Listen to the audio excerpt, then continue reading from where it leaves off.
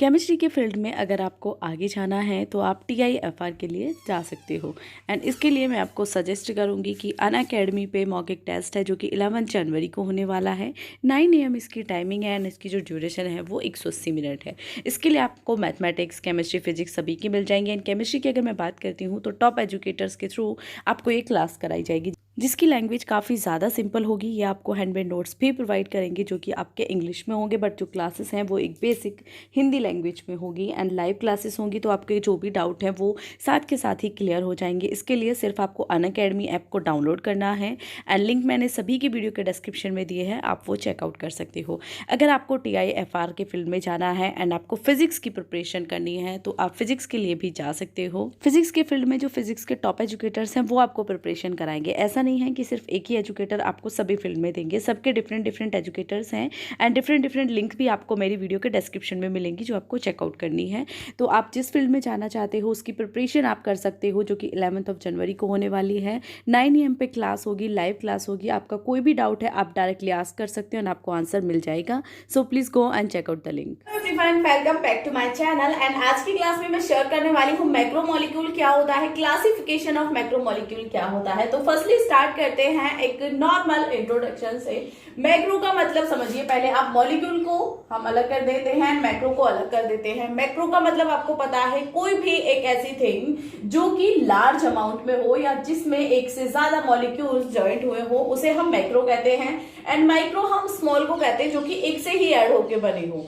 Clear हुआ? तो macro का मतलब है जिसमें एक से ज्यादा यूनिट्स ऐड हुए हो। क्लियर? एंड उसके बाद मॉलिक्यूल, कोई भी ऐसा मॉलिक्यूल जिसमें एक से ज्यादा यूनिट्स या मोनोमर यूनिट्स ऐड हुई हो उसे हम मैक्रो मॉलिक्यूल कहते हैं। अगर फर्स्टली हम इसे एक्सप्लेन करते हैं एक बेसिक कॉन्सेप्ट से।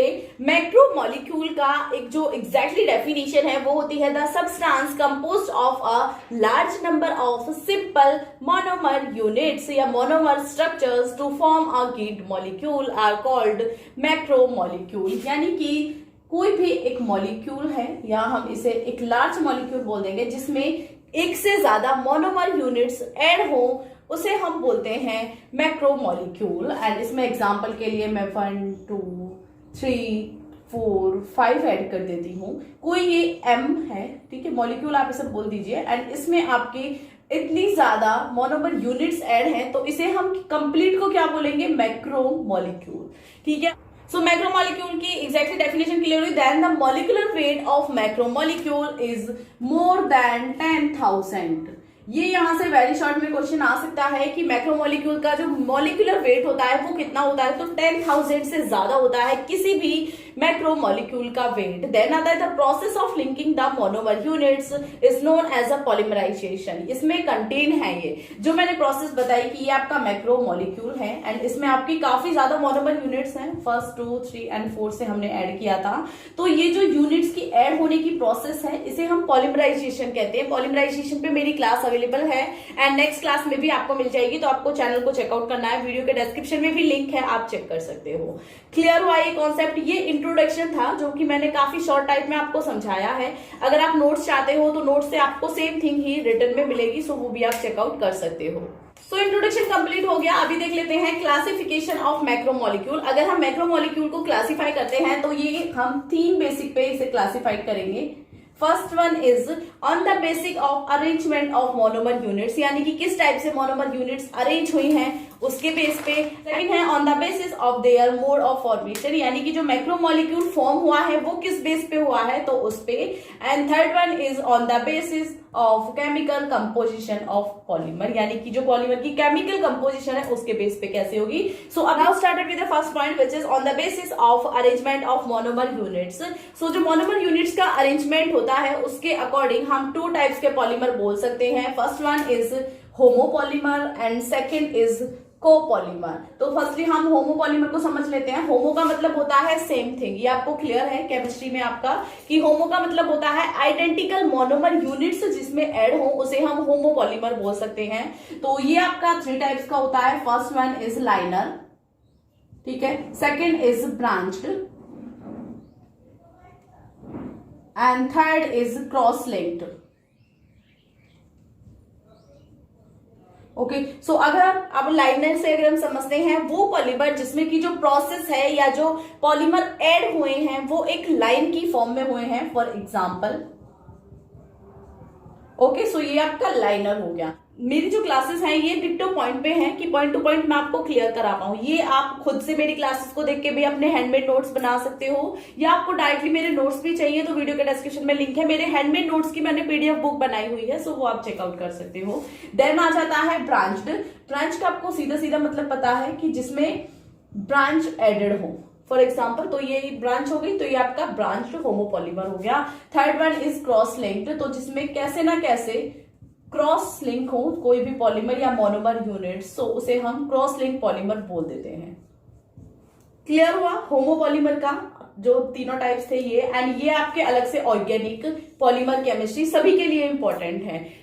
Now move to the copolymer. तो कोपॉलीमर के मतलब से ही, मीनिंग से ही आपको क्लियरली समझ आना चाहिए, जिसमें एक से ज्यादा मोनोमर यूनिट्स ऐड हो उसे हम कोपॉलीमर बोलते हैं। होमो एंड कोपॉलीमर दोनों एक दूसरे के अपोजिट हैं, इसमें डिफरेंस भी आ जाता है करने के लिए, शॉर्ट टाइप में ही आएगा तो वहां से भी आप क्लियर कर सकते हो। तो होमो जिसमें सेम आइडेंटिकल यूनिट्स हो उसके टाइप भी हैं, बट अगर हम कोपॉलीमर की बात करते हैं तो जिसमें एक से ज्यादा डिफरेंट टाइप्स के या सेम टाइप के मोनोमर यूनिट्स ऐड हो उसे हम कोपॉलीमर बोलते हैं। सो क्लासिफिकेशन फर्स्ट टाइप का आपका कंप्लीट होता है। Now move to the second one which is on the basic of mode of formation. So अगर हम इसमें टाइप्स देखते हैं तो ये आपका 2 टाइप्स के पॉलीमर इसमें डिवाइडेड होते हैं ग्रुप्स में, and first one is condensation.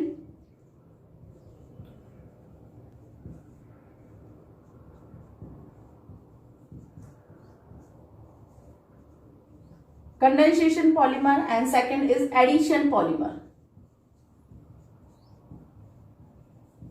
Condensation की अगर हम बात करते हैं तो उसमें आपका डायरेक्टली मीनिंग होता है किसी भी यूनिट्स का एलिमिनेशन होना, ठीक है, जो कि इसमें एग्जांपल हो सकते हैं आपके H2O and NH3। Okay and अगर हम एडिशन की बात करते हैं तो आपको जैसा कि नेम से ही एक्सप्लेन है किसी भी चीज का ऐड होना, एंड इसके लिए अगर आपको काफी ज्यादा डिटेल में देखना है तो आप मेरी क्लासेस चेकआउट कर सकते हो, बट इसमें अगर मैं एडिशन को एक्सप्लेन करती हूं तो these form by addition of monomer units with each other through replacement of multiple bonds by single bond without eliminating, यानी कि इसमें एडिशन तो होता है एंड जो मल्टीपल बॉन्ड्स होते हैं उनका रिप्लेसमेंट होता है सिंगल बॉन्ड के थ्रू, बट इसमें एलिमिनेशन की जो प्रोसेस है वो एडिशन पॉलीमर में नहीं होती है, ठीक है। ये स्पेशल क्लास मैंने शेयर की हुई है पॉलीमर में, तो वहां पे आप चेकआउट कर सकते हैं। अगर हम इस टाइप से क्लासिफिकेशन की बात करते हैं तो वो काफी टाइप का हो जाएगा, बट इंपॉर्टेंटली ये 3 या 4 टाइप का ही होता है। तो अगर इसमें मैं थर्ड टाइप शेयर करती हूँ तो वो है on the basic of chemical composition, यानी कि केमिकल कंपोजिशन के बेसिक पे जो आपका पॉलीमर है, मैक्रोमोलिक्यूल है, वो किस किस टाइप का होता है। तो इसमें आपका फर्स्ट आ जाता है ऑर्गेनिक पॉलीमर, सेकंड आ जाता है hetero organic polymer, and third आ जाता है इनऑर्गेनिक ऑर्गेनिक पॉलीमर, ठीक है, या इनऑर्गेनिक पॉलीमर भी आप बोल सकते हो। उसके बाद अगर हम इसकी 4 टाइप की बात करते हैं तो वो होता है on the basic of their occurrence. तो अगर हम बेसिक ऑफ देयर ऑक्यूरेंस पे देखते हैं तो 2 टाइप्स के मैक्रोमोलिक्यूल पॉलीमर आपको देखने के लिए मिल जाएंगे। एक होता है आपका नेचुरल, ठीक है, एंड दूसरा होता है आपका सिंथेटिक।